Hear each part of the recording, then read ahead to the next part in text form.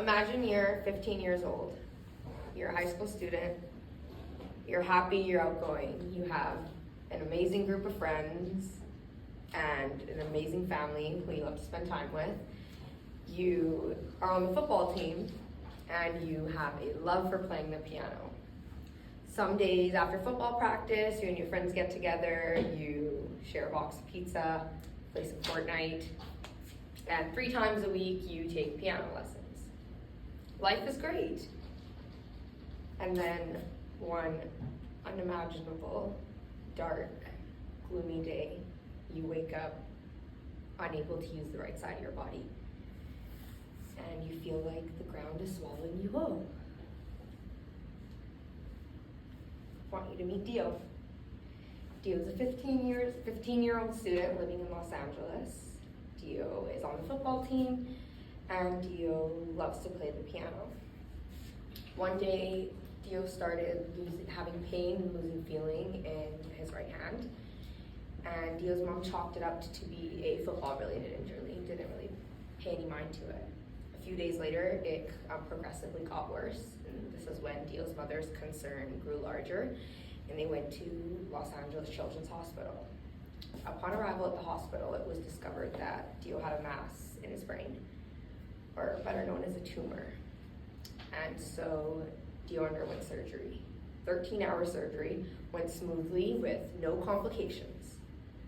However, when Dio was in the ICU, the intensive care unit, Dio's body began having problems regulating his heartbeat and blood pressure. He was also unable to communicate. The doctors concluded that Dio had suffered a stroke following the surgery, which left Dio unable to use the entire right side of his body. Dio said, "I woke up from the stroke feeling like a baby. The words and phrases I once knew only came out as mumbles, and I was unable to communicate with anyone around me." So Dio was suffering from aphasia and apraxia of speech, which are disorders that you're not able to process and understand words because your brain's not able, the circuits in your brain are unable to make the connections. So Dio began therapy, physical and speech therapy. About a week into therapy, Dio's medical professionals realized that he was very interested in music, and they began implementing music into his therapies. After 6 weeks of therapy, Dio was able to fully walk and speak as he was prior to the surgery due to implementing music into his therapies. It's crazy to think that the power of music led to Dio's healing. Music's something we all experience in our daily lives. I know we've all heard it before, and I know we all know what it is, and I assume it's something we all enjoy in some capacity, as there's an abundance of musical forms and genres out there. So I want you to ponder on one question: can music save a life? I've read many scientific resources and watched quite a few videos which have provided me with evidence about the power music holds, and that's what I want to share with you today. So I'm going to talk to you about music and its healing properties. We'll begin by first looking at what happens in the brain when we hear and process music. Then we will move on to the result of that brain activity on our body and our minds. And lastly, I will talk to you about why this should be more readily available and shared. So first, I'd like to begin with you by telling you about what happens in our brains when we process music. So music is actually one of the only few stimuli that activates multiple parts of your brain when you're processing. So for those who have taken a psych class and for those who may know, there's certain areas in your brain that are designated to language, designated to speech, designated to memory. There's no specific area in your brain that neuroscientists or people who study the brain have been able to classify as the area that's specifically for music. It activates multiple parts in your brain. So music and all sounds you hear, they come in as a vibration in your ears, and then your ear converts that into electrical signals that get sent to your brain for processing.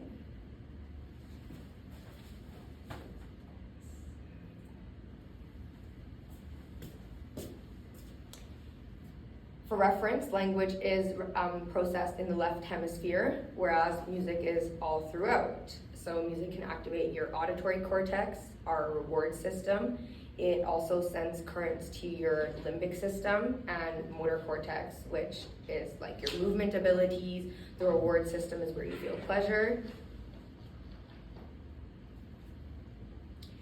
And a neuroscientist at McGill University, Robert Sator, wanted to study which areas of the brain get activated when you're processing music. And he found that the striatum, which is the area of pleasure, gets activated when you're listening to music. And the results that they see in the brain scans of people just listening to different kinds of music that they'd enjoyed are the same results you would see if you were eating your favorite food, engaging in sexual intercourse, and doing drugs. Produced all the same results. And this is because there is an increase of dopamine neurons when you're listening to music. And a study also conducted by Bermudez and his colleagues found that for musicians, they had a thicker motor cortex, and the thicker the areas in your brain are actually means the healthier your brain is. And so they compared the cortexes, auditory cortex and motor cortex of musicians versus non-musicians, and found that musicians was a lot thicker, which meant that their brains were overall healthier. So now that I've shared with you what happens in our brain when we're processing music, now I'd like to talk to you about real-life findings of music healing. So music can produce significant effects on your mind and your body. It can positively influence your brain waves, which can allow you to fall asleep better, relax, focus more. And this specifically, studies have been done using a 40 hertz sound stimulation, which is equivalent to a low E on a piano, for anybody who plays piano. I do. And studies have shown that this can increase the release in oxytocin, which is known as the love hormone, which increases empathy and positive feelings throughout, also relaxes the body. The studies also found that it can decrease the stress hormone cortisol. So the 40 hertz sound sounds like this.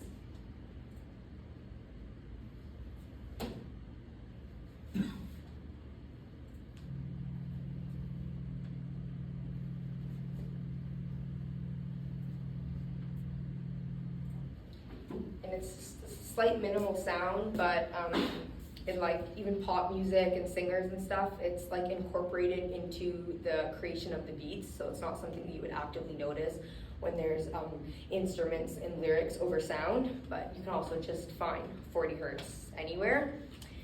And so diseases like Parkinson's, Alzheimer's, and dementia occur because, again, the circuits in your brain are not able to connect. And so Dr. Lee Bartel did a study with Alzheimer's. He's a neuroscientist and has a therapy clinic.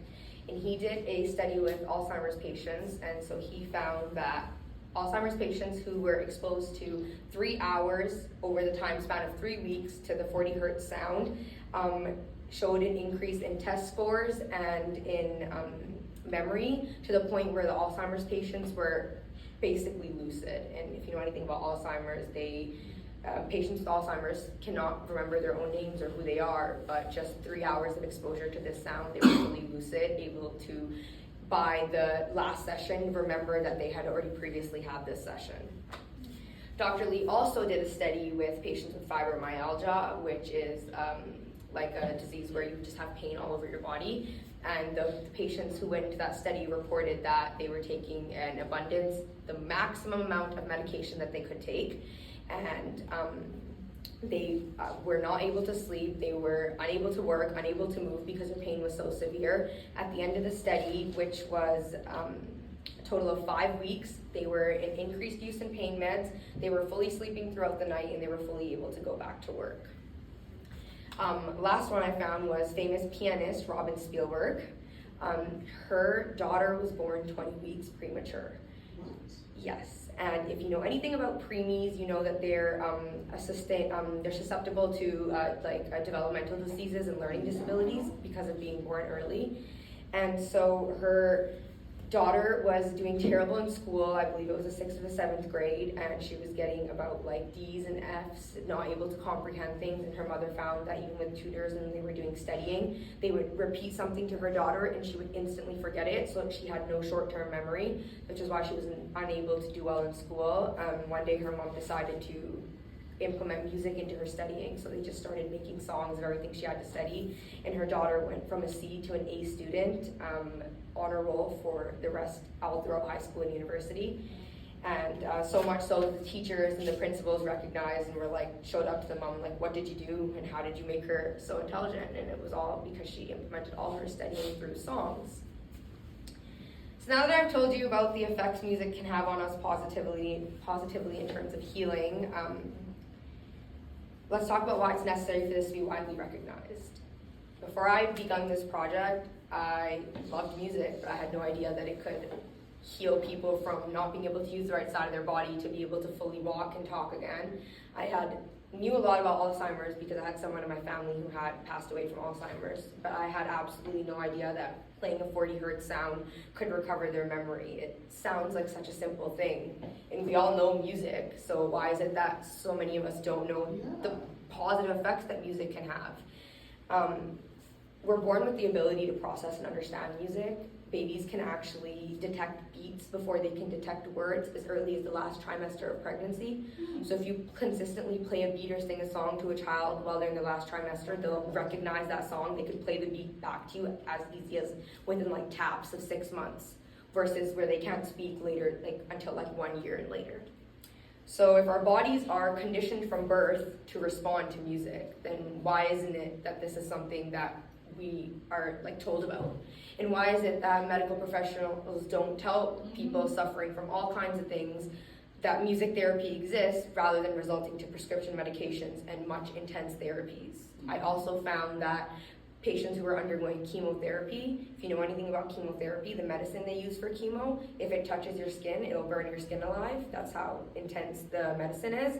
But just listening to like calming sounds and music made less hair fall out, less nausea. The patients get through the chemotherapy so much easier. But if you were to go and ask patients undergoing chemotherapy today, 9 out of 10 of them probably would have no idea that the music can have this kind of effect. Which is interesting to think about because music is everywhere, so why isn't this something that's also everywhere? Dr. Lee Bartel in his TED Talk spoke about how back in the days of Pluto and Artistole and in studying, music was as important in curriculums as geography and science, and nowadays, especially in Western school systems, music is actually being put on the back burner because it's deemed as not as important. And this is something that should change because it is absolutely important. So to conclude, music has powers beyond enjoyment. It can rewire our brains, circuits, and it can heal us from a variety of mental and physical problems. And that's why it should be more widely taught in school systems and recognized as a medical profession. And I know that everyone in this room knows what music is and has heard it before. But I hope that sharing with this the healing properties of music will stick with you today. I hope that you will continue to reflect on this whenever you hear music. I hope that you will remember Dio's story so that you can share it with someone else in the future one day, so that this information could reach someone who is in need. And I want you to remember the question I asked in the beginning of this: can music save a life? While the answer may not be as easy as yes or no, music can definitely have life-changing effects. Touch grass, drink water, take a deep breath. These are all such simple suggestions that are given to us every single day. But the law of parsimony suggests that the most simple explanation is usually the best one. So I'll leave you here today thinking about music as such a simple task, but how it can have such profound effects.